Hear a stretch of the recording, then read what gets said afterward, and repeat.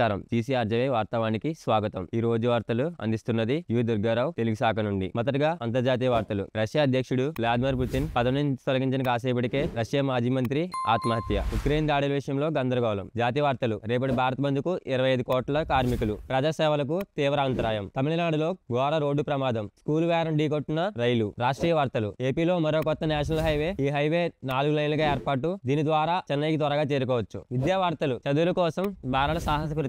అల్లూరు సీతారామరాజు జిల్లా తోలబొంగు గ్రామానికి చెందిన విద్యార్థులు రేనాటి జలాశయం దాటి పాఠశాలకు వెళ్లవలసిన పరిస్థితి. చివరిగా వాతావరణం. రాజమండ్రిలో ఈ రోజు 10 రోజుల సూచన ప్రకారం మేఘావృతమైన వర్షం లేదా చినుకులు పడే అవకాశం ఉంది. గరిష్ట ఉష్ణోగ్రత 37.9 డిగ్రీలు, కనిష్ట ఉష్ణోగ్రత 27.2 డిగ్రీలు. ఇవాళ వార్తలు ఇంతటి సమాప్తం. తిరిగి రేపు కలుసుకుందాం. ధన్యవాదాలు.